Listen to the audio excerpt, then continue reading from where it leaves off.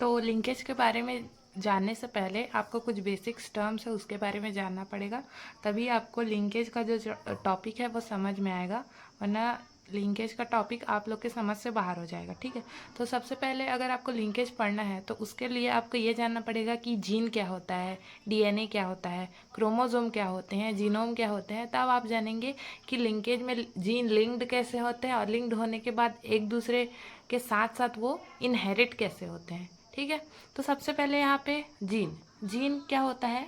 Gene is a segment of DNA और structural और functional unit of heredity. Gene क्या होता है, देखिए आप लोगों ने डीएनए के बारे में तो सुना ही होगा। डीएनए क्या होता है, एक मॉलिक्यूल होता है न्यूक्लिक एसिड का, जो कि हमारे एज अ जेनेटिक मटेरियल के तौर पर एक्ट करता है। ठीक है, तो जैसे मान के चलिए ये जैसे कोई भी डीएनए का सेगमेंट है, जैसे यहाँ पे कोई भी डीएनए का सेगमेंट है। ठीक है, मान के चलिए ये पूरा ये क्या है, एक डीएनए का मॉलिक्यूल है हमारा। लेकिन अगर इस छोटे से पीस के बारे में बात करेंगे या फिर एक छोटे से सेगमेंट या खंड के बारे में हम लोग बात करेंगे, तो इसको हम लोग क्या बोलते हैं, जीन बोलते हैं। ठीक है, तो this is known as gene and the whole molecule is known as DNA. Gene क्या होता है, डीएनए का एक छोटा सा पार्ट होता है। ठीक है, और इसी जीन से हमारे अंदर जितने भी कैरेक्टर्स होते हैं वो क्या होते हैं, हमारे आने वाली जनरेशन या फिर हमारे द्वारा जो ऑफस्प्रिंग्स पैदा होंगे, हमारे द्वारा जो नेक्स्ट जनरेशन पैदा होगी, वो हमारे कैरेक्टर इसी जीन के द्वारा उन पर जाते हैं। और हम पर जो कैरेक्टर है वो सारे इसी जीन के द्वारा हमारे पेरेंट्स से हम पर आए हुए हैं। ठीक है, नेक्स्ट है आपका डीएनए। डीएनए क्या होता है, ये तो आप लोगों ने पहले भी पढ़ा ही होगा, डीऑक्सी राइबोन्यूक्लिक एसिड, है ना। तो डीएनए क्या होता है, DNA is a molecule of gene that contain genetic code that is unique in every individual. DNA क्या होता है, देखो अभी मैंने क्या बोला, डीएनए का एक छोटा सा पार्ट होता है जीन। ठीक है, तो बहुत सारे जीन के सेगमेंट मिला के क्या करेंगे, एक डीएनए का मॉलिक्यूल फॉर्म करेंगे। ठीक है, और वो डीएनए मॉलिक्यूल क्या करेगा, अब जैसे कि जीन कैरेक्टर ट्रांसफर कर रहे हैं। ठीक है, तो बहुत सारे जीन जब एक डीएनए बनाएंगे, मॉलिक्यूल बनाएंगे डीएनए का मिला के, तो जीन क्या करेंगे, हमारे जो कैरेक्टर है उसको क्या करेंगे, ट्रांसफ़र करेंगे नेक्स्ट जनरेशन में। तो डीएनए क्या हुआ, हमारा मेन जेनेटिक मटेरियल हुआ, जो कि हमारे कैरेक्टर को हमारे ऑफस्प्रिंग पर ट्रांसफ़र करता है। ठीक है, नेक्स्ट आते हैं हम लोग क्रोमोजोम में। Chromosome is a package of DNA which has thread-like structure located inside nucleus of organism. It is the total genetic material of an organism. अब देखो क्रोमोसोम क्या होता है, सबसे पहले हम लोगों ने पढ़ा जीन। जीन से क्या बना, डीएनए। अब जो डीएनए है, डीएनए जब बहुत सारे डीएनए के जो थ्रेड हैं वो कॉइल होने लगते हैं। ठीक है, जैसे कॉइल हो रहे हैं यहाँ पे। ठीक है, कॉइल हो के वो एक पैकेट फॉर्म कर लेते हैं। पैकेट फॉर्म करने के बाद क्या होता है, वो क्रोमोसोम फॉर्म कर लेते हैं। मतलब डीएनए जब पैकेट बन जाते हैं, पैकेट हो के छोटे छोटे वो स्ट्रक्चर फॉर्म कर लेते हैं, जिनको कि खोलने पर क्या मिलता है, हमें थ्रेड लाइक स्ट्रक्चर मिलते हैं।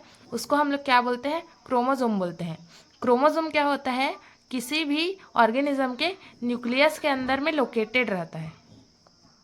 ठीक, और क्रोमोसोम क्या होता है, किसी भी ऑर्गेनिज्म का टोटल जेनेटिक मटेरियल। मतलब किसी भी ऑर्गेनिज्म के अंदर जितने जेनेटिक मटेरियल हैं, जैसे डीएनए और जीन किसके अंदर लोकेटेड है, क्रोमोसोम के अंदर लोकेटेड है। तो क्रोमोसोम क्या है, टोटल जेनेटिक मटेरियल कंटेन करता है हमारा। नेक्स्ट है जीनोम। जीनोम के बारे में उतना पढ़ना इंपॉर्टेंट नहीं है, बट एज अ टर्मिनोलॉजी मैं बता देती हूँ कि जीनोम क्या होता है। जो जीन है, डीएनए है और क्रोमोसोम है, ये तीनों को मिला के हम जीनोम बोलते हैं। मतलब किसी भी ऑर्गेनिज्म के अंदर DNA, genes and chromosome together make up genome of an organism. मतलब डीएनए, जीन और क्रोमोसोम को हम लोग साथ में क्या बोलते हैं, जीनोम बोलते हैं। ठीक है, किसी भी ऑर्गेनिज्म के अंदर का होल जेनेटिक मटेरियल जो होता है वो जीनोम कहलाता है। ठीक है, ठीक है, जीनोम पढ़ने के बाद अब क्योंकि हमको ये पता चल गया है कि जीन्स क्या होता है और क्रोमोसोम क्या होता है, डीएनए क्या होता है, तो अब हम लोग जानते हैं कि लिंक्ड जीन किसको बोलते हैं। जैसे कि हम लोगों ने पढ़ा कि एक क्रोमोसोम के अंदर क्या होता है, डीएनए, और डीएनए के अंदर ही सारे जीन्स लोकेटेड होते हैं। तो मान के चलिए कोई भी दो जीन एकदम बहुत ज़्यादा पास पास में होते हैं किसी भी क्रोमोसोम में, उन दोनों जीन को हम लोग क्या बोलते हैं? Linked gene. The genes which are located very close to each other are known as linked gene. मतलब किसी भी क्रोमोसोम में अगर दो या दो से ज़्यादा जीन एक दूसरे के पास पास में लोकेटेड होते हैं, वो क्या हो जाते हैं? एक दूसरे से लिंक्ड हो जाते हैं। फॉर एग्जाम्पल, जैसे मान के चलिए आप लोग क्लास में बैठे हैं, ठीक है, आप मान के चलिए आपका नया एडमिशन हुआ है, तो आप किसी के आगे में बैठे हुए हैं, तो 2 दिन आप बात नहीं किए, फिर तीसरे दिन क्या होता है? आप उससे बातचीत करते हो, आप दोनों का फ्रेंडशिप हो जाता है, और ऐसा टाइम आता है कि आप दोनों जहाँ भी जाते हो एक दूसरे के साथ साथ जाते हो, ठीक है, तो आप दोनों के बीच में क्या हो गया है? लिंकेज हो गया है। मतलब आप दोनों अब, जैसे आप और आपके बेस्ट फ्रेंड हो गए, वो क्या हो गए? अब एक दूसरे से लिंक्ड हो गए हैं। आप और वो जहाँ भी जाएंगे साथ में जाएंगे, वो क्या होता है? सेपरेट नहीं होते हैं एक दूसरे से, उसको हम लोग क्या बोलते हैं? लिंकेज बोलते हैं। तो उसी प्रकार एक क्रोमोसोम में भी जब दो जीन एकदम पास पास में लोकेटेड होते हैं, वो एक दूसरे से क्या हो जाते हैं? लिंक्ड हो जाते हैं। और मान के चलिए अगर वो इनहेरिट भी करते हैं दूसरे जनरेशन में, तो वो क्या होते हैं? साथ साथ इनहेरिट करते हैं, वो दोबारा से एक दूसरे के साथ साथ आकर नेक्स्ट जनरेशन में इनहेरिट हो जाते हैं। तो उसी को हम क्या बोलते हैं? लिंक्ड जीन बोलते हैं। नेक्स्ट है linkage group. All the linked gene in a chromosome are arranged in a linear fashion which is known as linked group or linkage group। जितने भी लिंक्ड जीन होते हैं क्रोमोसोम में, वो क्या होते हैं? किसी भी क्रोमोसोम में एक लीनियर फैशन में अरेंज होते हैं। मतलब जितने लिंक्ड जीन है क्रोमोसोम के अंदर, वो क्या होते हैं? एक लाइन बना के किसी भी क्रोमोसोम में अरेंज होते हैं, ठीक है, लाइन लाइन से किसी भी क्रोमोसोम के अंदर अरेंज होते हैं। और उसी अरेंजमेंट को हम लोग क्या बोलते हैं? लिंक्ड ग्रुप्स बोलते हैं या फिर लिंकेज ग्रुप्स बोलते हैं। आई होप यहाँ तक आप लोगों को समझ आ गया होगा। उसके बाद हम लोग नेक्स्ट पढ़ेंगे लिंकेज के डेफिनेशन की तरफ। अगर आप लोग ये वाला डायग्राम देखेंगे तो आप लोगों को अच्छे से समझ में आ जाएगा कि जीन क्या होता है, डीएनए क्या होता है और क्रोमोसोम क्या होता है।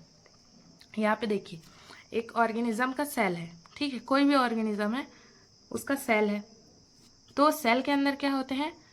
क्रोमोसोम लोकेटेड होते हैं। आपको पता ही होगा हमारे बॉडी में टोटल नंबर ऑफ क्रोमोसोम कितने होते हैं? 46 होते हैं, है ना। इन पेयर अगर हम इसको लिखें तो 23 पेयर्स ऑफ क्रोमोसोम जो कि एक सेल के अंदर लोकेटेड होते हैं।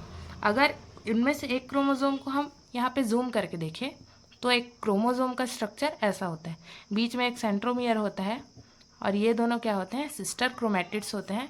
जब इस क्रोमोसोम को हम खोलेंगे, ठीक है, खोलेंगे तो इसमें से बहुत सारे डीएनए के मॉलिक्यूल निकलेंगे जो कि थ्रेड के फॉर्म में अभी क्रोमोसोम के अंदर पैकेट में अरेंज थे। जब हम इसको खोलेंगे तो एक डीएनए का मॉलिक्यूल निकलेगा, एक नहीं निकलेगा, बहुत सारे डीएनए के मॉलिक्यूल मिलकर क्या बनाते हैं?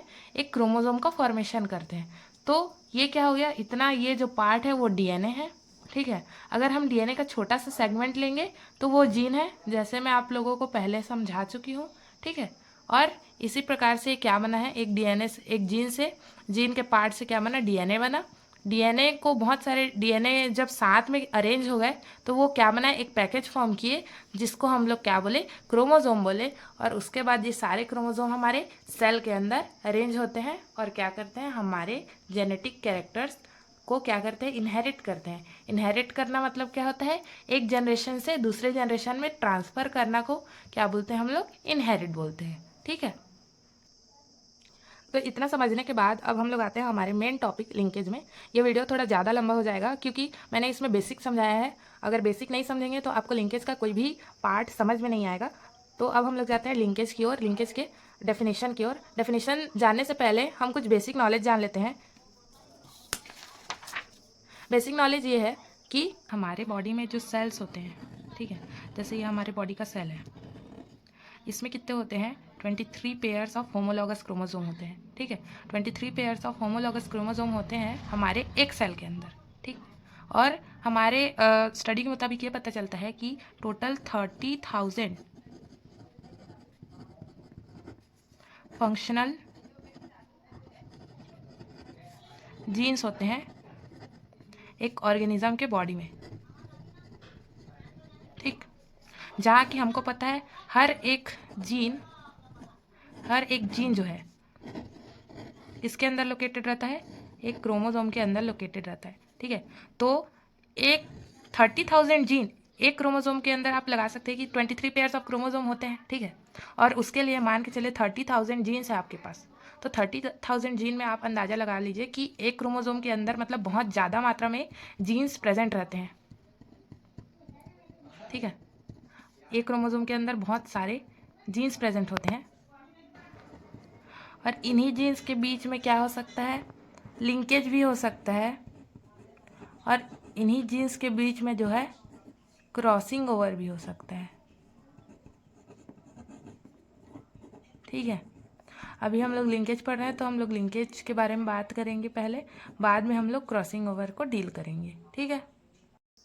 लिंकेज, सो लिंकेज का डेफिनेशन है द टेंडेंसी ऑफ 2 और more genes located on the same chromosome to inherit together from generation to generation is known as linkage. Linkage का मतलब होता है किसी भी क्रोमोसोम में रहने वाले 2 या 2 से अधिक जीन अगर साथ में अरेंज होते हैं, साथ में अरेंज होने के बाद वो क्या करते हैं? इनहेरिट करते हैं। इनहेरिट मतलब एक जनरेशन से दूसरे जनरेशन क्या करते हैं? वो लोग साथ साथ जाते हैं, साथ साथ इनहेरिट करते हैं, उसी को हम लोग क्या बोलते हैं? लिंकेज बोलते हैं। History, linkage, concept of linkage was given by Thomas Hunt Morgan in 1910। तो लिंकेज का जो कॉन्सेप्ट था वो फर्स्ट टाइम किसने दिया था? थॉमस हंट मॉर्गन ने दिया था इन द ईयर 1910। तो आज हम लोगों ने पढ़ा लिंकेज के बारे में, लिंकेज का इंट्रोडक्शन पढ़ा और कुछ बेसिक चीज़ें थी लिंकेज के बारे में वो पढ़े। नेक्स्ट वीडियो में हम लिंकेज के टाइप्स और लिंकेज की थ्योरीज के बारे में पढ़ेंगे। Thank you.